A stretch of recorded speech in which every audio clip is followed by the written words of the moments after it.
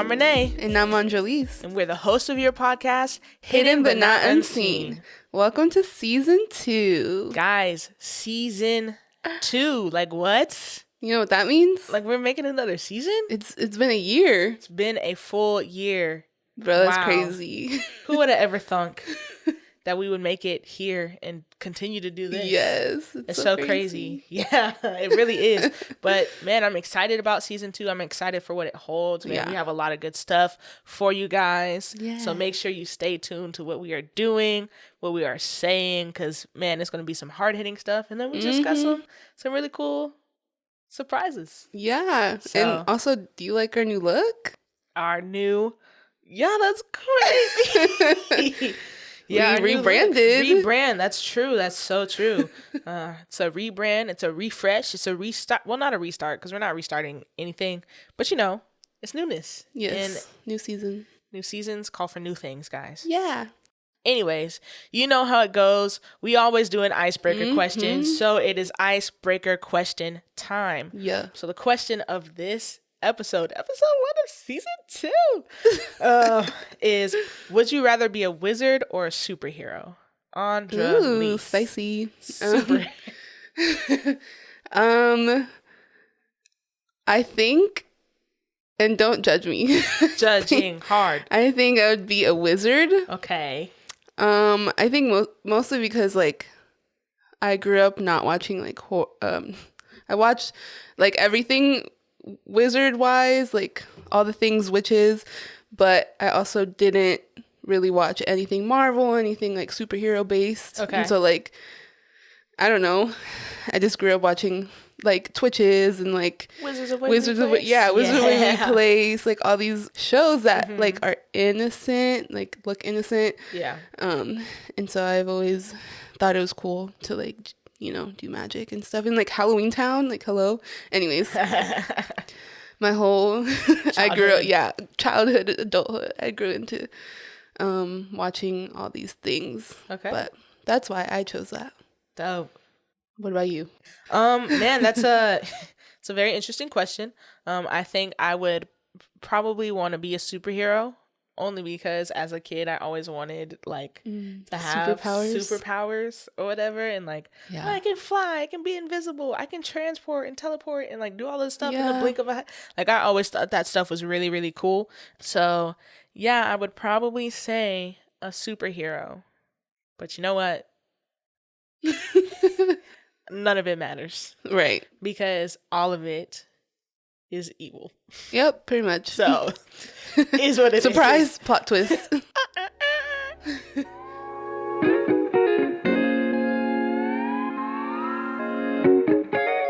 Well, that is a good segue to start the episode. Our topic is spiritual warfare. It sure enough is. But disclaimer before we do start, we just want to say that we are not theologians, meaning that we did not go to school to study the Bible all the way, but we did our due research to make sure that we understood this topic, and we highly, highly suggest that you guys do the same. Don't just take our word for it, but make sure that you, for yourself, understand the topics that we will be covering.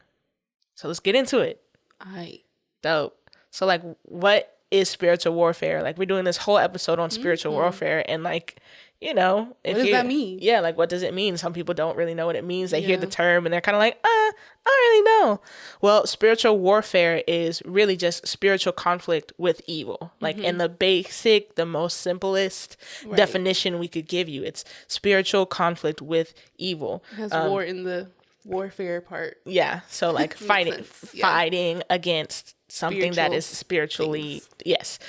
So then 2 Corinthians chapter 10 verse 3-6, we can see just a little bit of the way that spiritual warfare is and how we're supposed to fight and all of that type of stuff. It says, for though we walk in the flesh, we are not waging war according to the flesh. For the weapons of our warfare are not of the flesh, but have divine power to destroy strongholds.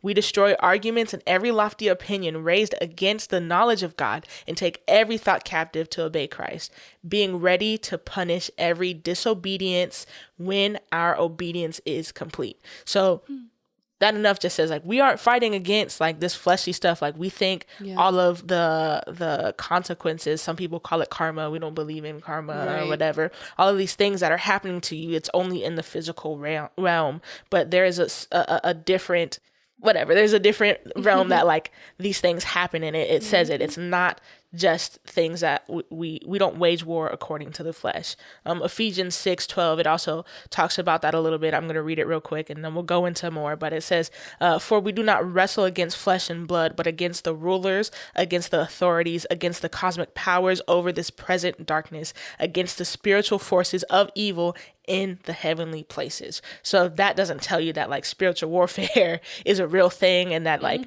we fight against the things that we cannot see. Come on, verse of the whole episode, of the whole season, of the whole hidden but not unseen. Right. My bad, hidden but not unseen. But yeah, like these things are unseen. It's the things that we fight against. Right. Yeah. Yeah, and so you might be thinking like, where does this take place? Like spiritual warfare, where does it take place?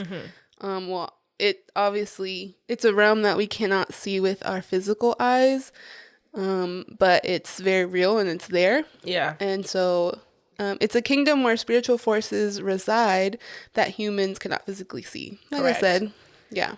Yeah. I think the spiritual realm is like way more than I think it's bigger than like our physical realm, to be honest. Yeah. And so like we obviously don't understand it at all. I was gonna say like we can't quantify like what the spiritual realm actually like with Earth, with a physical thing, like we can quantify and say like this is physical. We can see this thing, so like we know how to like place it. But spiritually, we're just like, well, a lot of us don't know anything spiritual realm wise, so it's like hard to even fathom what it even means. Like, what is this? Right. Yeah, and that also reminds me of like how we have science here on Earth, and like science, obviously scientists like figure out all these things about Earth, so we know all these facts of like how deep our oceans are and like all these like crazy facts that we probably wouldn't know obviously if we just didn't have them. Right.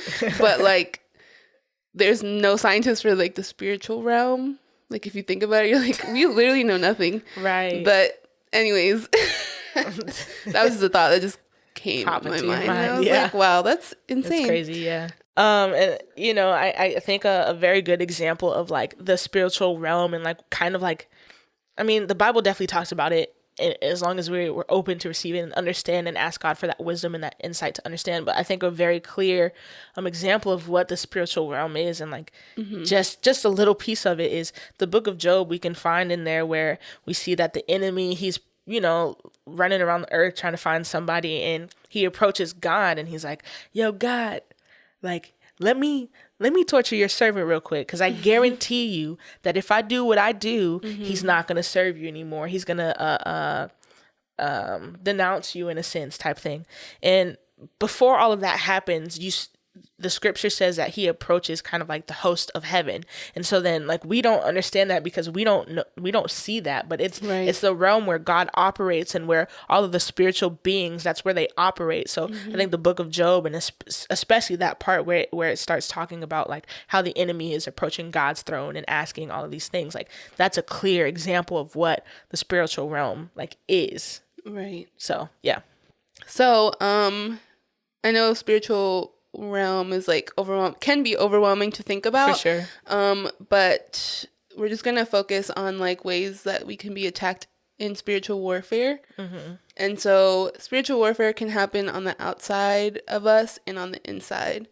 What does that mean? Yeah, for real. So you're like, inside and outside, what does that mean? Basically like spiritual warfare can happen inside of our minds, inside of us, and also like outside in the physical things realm. Can be like happening to us or something like that. Yeah. Okay. So like when we talk about outside, there are things, you know, I'm pretty sure there are a lot more ways, but we kind of just gave a general list of a couple of things. But when we think about disruption, and now I'm not saying that everything that like is a disruption is from the enemy and is targeted towards you, but there is a way that the enemy does like to attack, and he likes to use things on the outside as well as the inside, which we'll get into later, but to distract us and to distort us and all of these types of things. So when we talk about disruptions, it could be like, you know, we've experienced this even at church, like somebody is preaching a really good sermon. We're going in, they're going in. And then all of a sudden, all the power cuts out. The lights cut out and all of the type of stuff. Or their mic cuts out. Like, that is a disruption from the enemy, because he doesn't want the truth to be known to everybody. Right. So he'll use anything that he can to stop the truth from being told, or to stop you from understanding and hearing the truth. So, like, it's anything that physical comes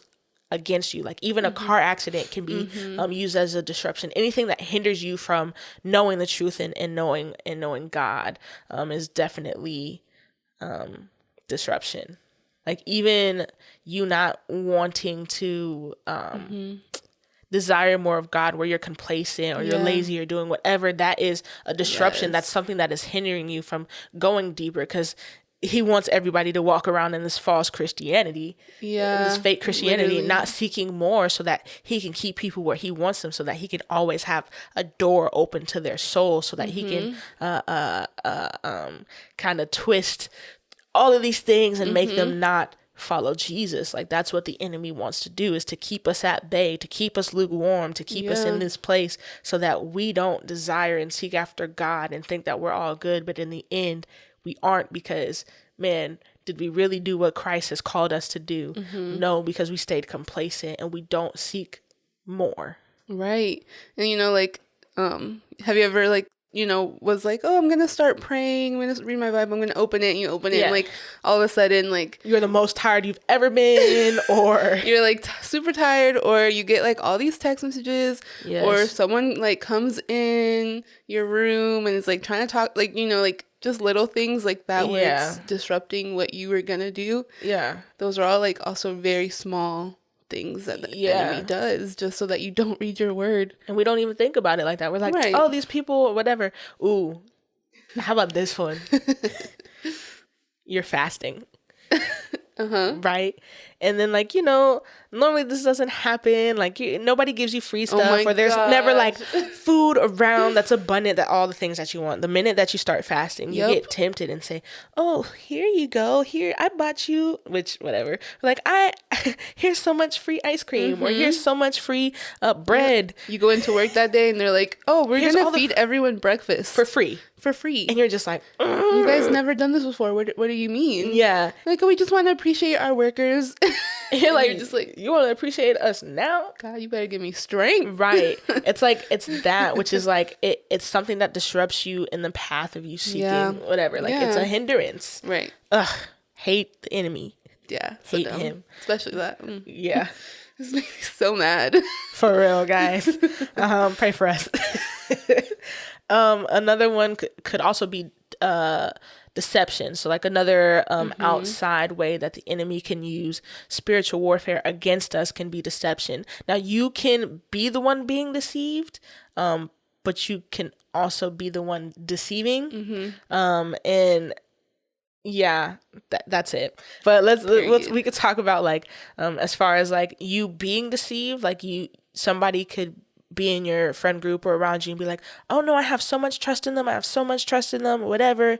But then they're only gaining your trust so that they can use you for something else or whatever. So, like, that is a deceiving way to gain trust, because it's false trust, and you're not, like, I don't know, like, you're just being deceived by that person because they have alternative motives and stuff like that. Also, like, lies, you can be told lies, or you can be the one telling the lies to somebody because you are deceived. You know, you're going out and you're spreading a false idea about something or somebody. That's why gossip is so bad. Like, we should not gossip. That's why rumors, like, which is pretty much gossip, like, we don't do those things because they are deceiving. Yeah. Period. Like, we should not engage in all of these things at all. Like, lies, rumors, it's garbage because it's deception. Anyways. All right. thoughts. Moving on. Yeah. So that's it for outside. Yeah, that's it for outside. So we're gonna go on the inside now. So the first one is fear, anxiety, or doubt. I think all of these kind of go hand in hand in some way. So the enemy will bring fear of like failing. I think a lot of people have a fear of failure. Yeah. A fear of stepping out in faith, doubting your call, being anxious to do things, especially after 2020. Like anxiety is like it was on the rise. And it's has overtaken the world, it feels like. Yeah. But it's definitely something that it happens on the inside, like in your mind. So it's like no one really knows what's happening unless you like say it, and like the enemy wants you to not say it, which is why he likes to attack the mind. Fear, anxiety, doubt, I think are very like I see them as like the top thing that he uses like inside. Yeah. Because like someone fears something. Yeah, and that's true. If he can get you to doubt your faith and like in your call, like that's it. He already won. Yeah. Which I know that sucks. I know. Ugh. It breaks my heart to say that. I hate that. Yeah. A lot. Yeah. Another thing the enemy uses during spiritual warfare is dominating thoughts or emotions. For real. Which this is also a big one. I mean, all of them. I think all of them. But I feel like some of them are like subcategories of the same thing. It's like, yeah, these are the main, but then this is how, like, in the main, the way, that it can be. Yeah, it's all connected. And like this can happen like through music, movies, and social media. Like the way that you feel when you watch a movie or listen to music or are on social media, like those emotions can take over your mind. Yeah. And like you won't think of anything else. See, and the one thing that like I think we always forget about the enemy is that like when he was an angel, he was like one with with all of the instruments. He made the most beautiful music, all that type of stuff. Whatever. So then why do we think that on earth when he is now Satan that he won't use music in the same type of way to entice us and spread his message and his ideas of what he thinks himself to be and what he wants the world to be and all of that in our music. Like I know you guys aren't, you can't be that blind to see that these secular artists that we listen to or these secular artists that are out there, like that a lot of them, you can find it easily on YouTube. They're like, I sold my soul to the devil. I did this. He approached me like this, and that's how I got my fame, and that's how I got this. And so now in their music, they have all of these demonic like messages that are being spread. Like you can't be so blind to these things because it's evident. You just got to open your eyes to it. Like you just got to ask God to open your eyes to the spiritual realm, because this stuff is crazy. It's in music. It's all in Hollywood. Like we can't be so blind to it. Yeah. And I think also, at least for me, music affects me emotionally. Like if I listen to like a sad song, it'll make me sad. If I listen to a song that's like about someone who's mad at their ex, like I'm gonna be mad at an ex that it doesn't make sense, because it's fight like somebody. It's like this I don't even have that. This isn't relatable to me, but I feel it, and so it's something that like affects my emotions, so I just can't. And it's crazy also because like if you think about it, music is also in movies and social media, and so like literally in all everywhere. It's everywhere. But like it's crazy how while you're watching a movie, you can feel emotions because of music. Yeah. And then social media, there's all these like sounds on TikTok and like reels. Yeah. And like things from like in like so long ago too will come up. And it'll just like spread these messages that like aren't good. But yeah, it's crazy. If y'all could just there could be a whole episode on this. If y'all could just see me sitting here shaking my head. It's so crazy because it's so true. Like, and a lot of us are blind to it. Like, we don't even realize the effects it has on our soul. No, we don't. Anyways. Thank you, Jesus. I know. Literally. So, another thing that the enemy uses is negative thoughts or impulsive thoughts. So, have you ever, like, was just, like, doing something and you just had an intrusive thought, like it could be like a negative thought just comes in your head, like, oh, I suck, or yeah. I'm gonna fail at this, like, why am I even doing this, or why am I even here? Like those thoughts that just randomly come and you're like, where did this come from? I think personally, at least for me, and with my testimony and my story, I think one of the biggest ways that the enemy could use intrusive or negative thoughts, especially as you're a Christian and you're like, I'm getting over temptation, I'm getting over the sin, I'm going to do this, is he'll bring those people around and it'll place that thought. Or you could be alone and be like, I'm good. And then maybe, you know, a commercial comes on the TV or whatever, and all of a sudden it brings you back to that thought of like your sin. And then it's like, oh, it's okay, you can give in a little. Oh, it's okay, you can do it. It's fine. It's just one time, or it's just this, or it's just that. Yeah. It's like, it's that thought that is one place, that negative thought that is placed there. But then the intrusive thought, like if you're having a great day, you just chilling, man. You're like, I love you, Jesus, walking around doing whatever. La-di-da. And then boom, out of nowhere, it's like, well, why do I feel this way? Why is this thought here again? Like, I thought this was over. It's because the enemy is trying to find that door, or trying to find a way back into you so that he can reside in you and take over again. Yeah, that's true. And like you said, like during your Christian walk and stuff, because like this stuff literally still happens to me. Oh yeah, all the time. Like all the time, every day. It's never gonna not stop, because the enemy is always out for us. Yeah, right. It's just being aware of it and being like, no, this is the enemy, like stop, and like canceling it like right away. You're done. But I remember like I used to like service direct for service. And if you don't know what that means, basically you kind of like run, how do you describe service directing? You kind of just like, you're like a manager over the service, kind of making sure that everything goes well, everybody's on their P's and Q's. Yeah. Okay. And so you just basically make sure everything is running correctly and well. And so like I would just be sitting there, you know, it's a great service, everything's going fine, and like this, you know, preacher's preaching, spirit moving, and all of a sudden I'll just have like an urge, like an intrusive thought to just like play music. Or because I'm like, obviously I can control these things. Yeah. Or like, you know, to mess up service in a specific way. And it's so crazy because I'm like literally in my seat, I'm like, why am I thinking this? This is terrible. Like, what the heck is happening? Yeah. But it's like literally the enemy trying to disrupt service through me by giving me an intrusive thought. So crazy. Which is crazy. Yeah. And so I just remember like always being also anxious. Like the enemy made me anxious all the time when I did that too. Because like that's like something that I had to fight most of my life. But during those moments, he would make me anxious and give me intrusive thoughts. And I would just be like, why am I doing this? Oh my gosh. Why did they give me the power to sit here and control service when I can destroy everything? But obviously I'm not going to. Right. And so it's crazy how the enemy does it, but if we can like resist his temptations to do all these things. Resist the devil and he will flee. Resist the devil, he will flee. Yeah, another way that the enemy uses spiritual warfare, like against us on the internal, on the inside, is confusion.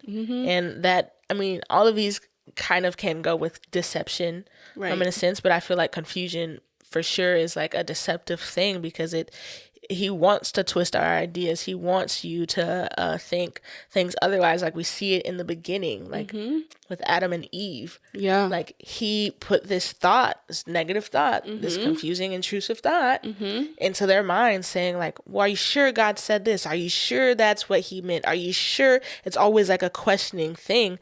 And so then it plants this seed of confusion in that sense, like of, you know, well, what is true? What is God really saying? Do I really believe in this? And and not only just in the words that God's, I mean, I guess it is all, you know, what God says about you, and then the enemy tries to confuse that and say, well, is that really what God says about you? So it can be our identity, it can be your purpose, it can be, you know, your plans and the promises that God spoke of your life. The enemy will be like, well, did he really say that? Did he really mean that? So he'll use that confusion to get you thinking in a way that you shouldn't be thinking. Yeah. And he's dumb for that. Yeah. And I think that's also a big thing in this day and age, because there's like so many religions. I have lost count. Like, I have lost count. I feel like a new religion pops up every day. Pretty much. I'm like, some guy just shows up and is like, I'm going to create this religion. That's called a cult. I know. This is exactly what it's called, guys. Right. And so, like, I think confusion makes us want to believe something else that's not God, because, you know, we're like, well, I believe this part about the Bible, but not this part. So, like, what religion can I join that, like, works in that way? And guys, we're supposed to believe in the complete word of God. Right. The whole Bible. Not just the parts that make us feel like our sin is okay. Yeah.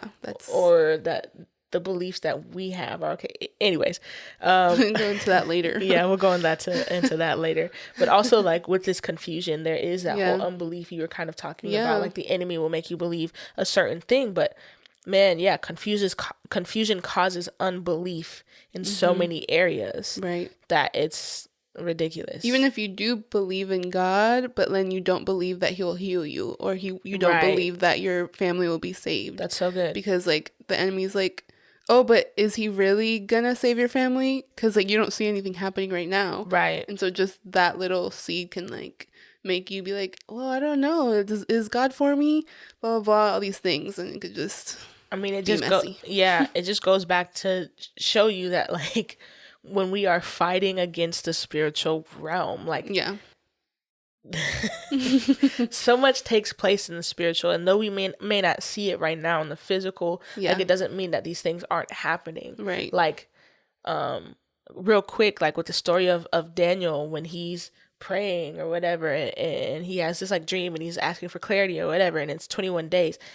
The angel comes to him and say, like, hey, we heard you. The second you started praying about this, we heard you. But in the spiritual realm, we were fighting these things. We were fighting against, because, you know, these things were trying to stop and hinder us. So the reason why the answer did not come exactly at the time that you wanted it is because we were fighting in the spiritual realm, and handling things in the spiritual realm, but we're still giving our answer to you. These things will still be answered. So don't let that like mean unbelief for you, right? Because we're applying it to ourselves, right? So the fact of the matter is even if the answer isn't right now, you got to understand, like, we are telling you, there's a spiritual realm that is so real, even more real than the physical realm that we're in right now, that things happen, demonic forces are against us, but we also have God's power that is against them, that is also fighting, so then those things can be heard and all of that. So don't let that be the reason for unbelief, because you don't see it right now, because we live in such a microwave society where things are, like, instant. Like, not everything is instant. God is not giving these things to you, like, instantly. That's not what it says. Like, it's a whole, I don't know, man. There's more, but we're limited on time. We can't go into everything. So that's all that we have for you today. Yeah, so we'll continue part 2 of this episode next week. Next Friday. Next Friday, we'll release it to you for free. Super free. So make sure that you tune in next Friday to get part 2 of this episode, Spiritual Warfare. See you then. Peace.